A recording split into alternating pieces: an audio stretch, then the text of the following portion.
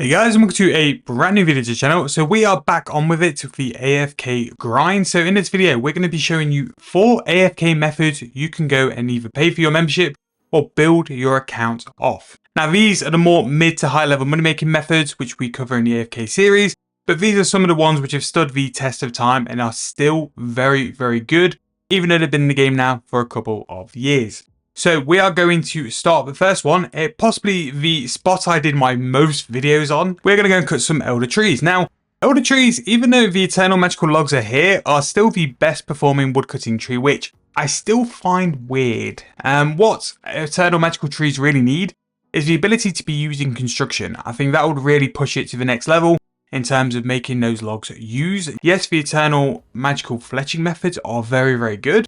But for whatever reason, that's not correlated in like the GP which the logs produce. So the eternal logs actually still make 3 mil to 3.5 mil per hour, which again is pretty much where it used to be a couple months ago or years ago, to be fair.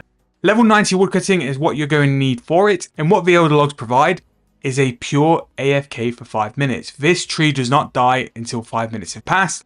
And then you need to work your rotation between all the trees in terms of a pattern. And then it returns after about 20 minutes as well. So as long as you've got 4 or 5 trees in your rotation, you can continuously cut elder logs for a full hour, or as long as you want to really. It's just after 5 minutes that elder log tree dies and then you have to wait for it to respawn as such as well. But what the benefit is that for those 5 minutes, the elder log is alive and fully able for you to cut without having to stop as well. So this is a nice 5-minute AFK method, which will chain your woodcutting and make you a fair bit of profit on the side as well. Now, sometimes wood spirits can actually make you more money. It depends what price you can get them at. At the minute, it's not really worth using wood spirits for elder logs, and just because you're going to pay how much the log is worth. But if you can get the elder wood spirits for any cheaper than the log is worth, then it's just going to be more profit for you guys to make. But make sure to have all your bonuses, your woodcutting outfit, your best hatchet, all of the augmentable stuff as well, included in that. At some point in the near future, we'll be doing a much more in-depth woodcutting video where we sort of break down what are the best perks, equipment, methods, trees, all that sort of stuff.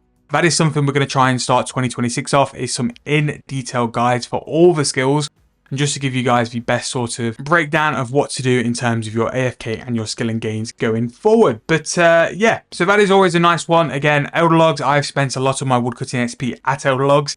Yes, eternal magical logs, a little bit more AFK, but you'll never sort of get the price out from the elder logs, which, to be fair, even though we've been talking for a few minutes, we have been doing pretty well actually on the return from this elder tree. So elder trees still very good. One I will always continue doing and having a break in between as well. But in that couple of minutes which we've just talked through the elder logs, 150k there, still around the 10k mark as well.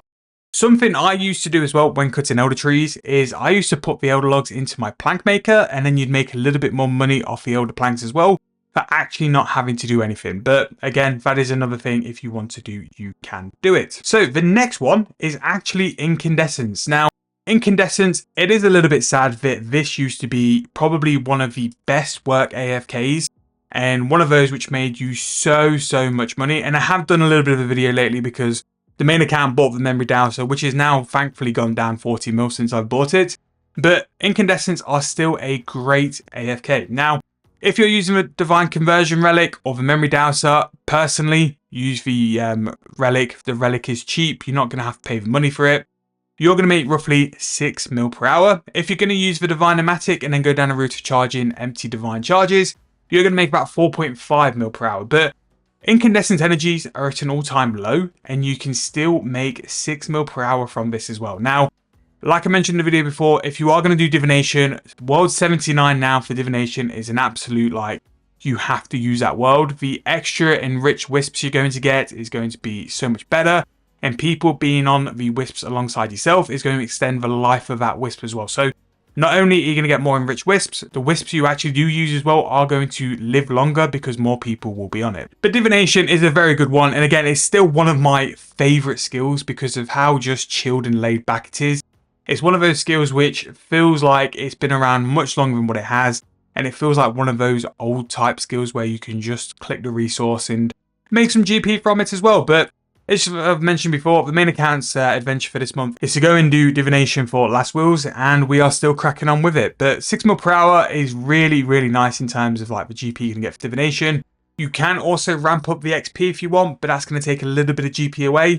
But again, decide which balance works for you, which one you're after the most, and you can go for that. But just because we've talked about Divination, what I'll do in the corner of the video, I'll make sure to attach the video I've gone through talking my Divination methods, why I do certain things, what my invo layout is as well, in the corner of the video for you guys to go and check out. Which now puts us to the final 2 methods. Now, the final 2 methods are basically from the same skill and the same method. Really, it's just 2 different items we're going to go and harvest. Now, we've not talked about Archaeology in a very, very long time on the channel, and Archaeology might actually be over Divination in terms of my favorite skill. Archaeology really like still now like doesn't quite get the love it deserves, because Archaeology is one of the best AFK chilled laid back skills you can do in the game. It is just so nice that it's one click, and it's until you've gathered that artifact, everything is going to be AFK. Now, what Archaeology did give us as well is the ability to make money from it. So there's a couple of ways you can make money from Archaeology. You can like restore artifacts now and then disassemble into components and then put those components into crates. That's a very, very good money making method. You can go and do the actual Archaeology spots, which is nice because it's way more AFK than what we're going to do. And basically all you do is just put your artifacts in the bank and then you sell your materials. Or we can go and hunt down some caches. Now, caches are refined Archaeology spots which contain a lot of one material. So I'm going to show you an example now. We're going to go to the Kareed dig sites where we're going to go and target one of the materials which we're going to talk about, the Blood of Orcus. Now, the 2 materials we're going to work through is Blood of Orcus and also the Hellfire metal. Now, these both are needed to make binding contracts. Binding contracts provide some of the best familiars in the game, so there's always going to be some demand on this. So because of that, people are always looking for the materials we're going to go and harvest. And Blood of Orcus and the Hellfire metal are always continuously between 10 to 15k. Obviously, this is one method you want to target a bit more when it's up in price. So the first one is in the chapel in the Kareed dig site. It has got other spots, and if you're looking for other spots as well to go and target them, the wiki can be a great place to have a look and find where these different spots are. These are the spots I normally go to as well. So in the chapel, once you climb through this little gap here, you have the concentrated spots here of the Blood of Orcus. And basically all you do is you click on this resource and then you excavate it until it is out. Unlike the sort of like Archaeology spots here, so this Orcus altar, you excavate the Orcus altar until you get your artifact, and then you can just click and go again and go again.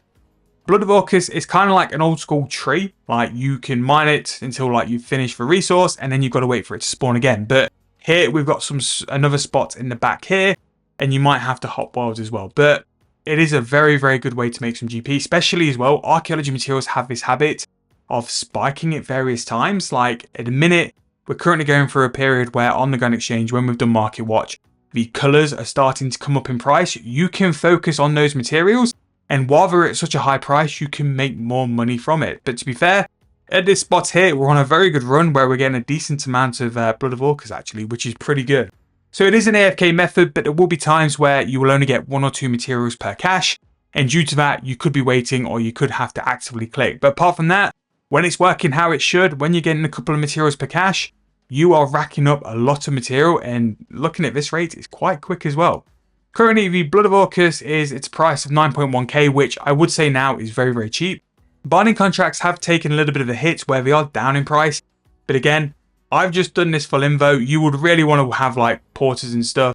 If we just toggle that on, that would be great. You'd really want to have porters and stuff to collect it because you're going to get it that quick. But you've just seen me go and do this full invo of Blood of Orcus.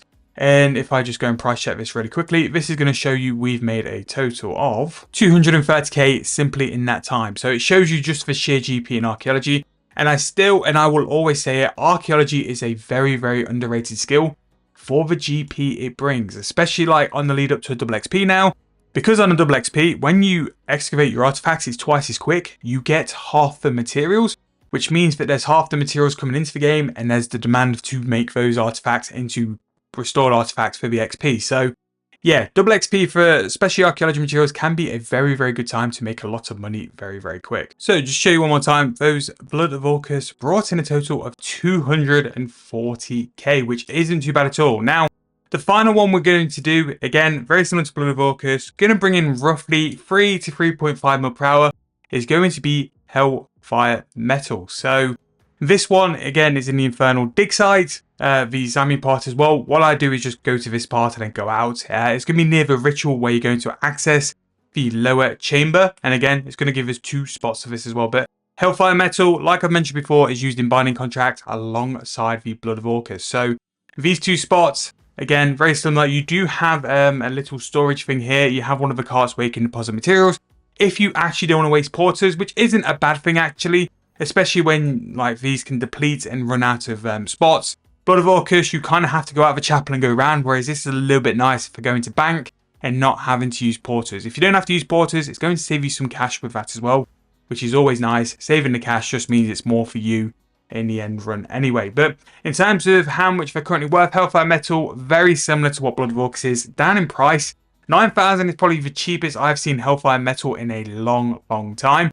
But with these 2 sort of items, all it takes is 1 PVM update. As soon as binding contracts are back in demand, the use is back where it needs to be. The price for the binding contract components is going to go up, and that just means you're going to make some more profit. But for the fact that you're going to do a little bit of AFK archaeology, you get some archaeology XP as well.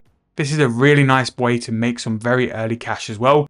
And if I was ever to go and do a rebuild, this is probably how I would start, because all you really need is going to be a matic, which you've probably got in your tool belt anyway. But as you can see, that spot is depleted, so we can go to this one. Sometimes you will have some downtime, so what you could bring with you is maybe some onyx bolts to enchant. That can tie in as well, very nice as a moneymaker to do in between. But again, this is one of the top tier moneymakers. Anything to do with archaeology prints money normally, and this is something I like to do every now and then just to guarantee my account some money and some AFK time on the side.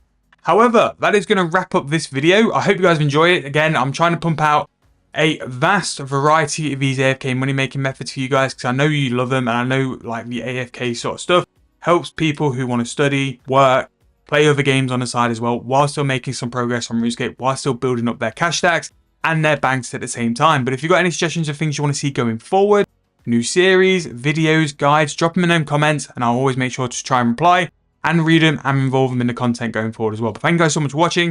Hope you guys enjoyed. I'll see you guys very soon in the next video.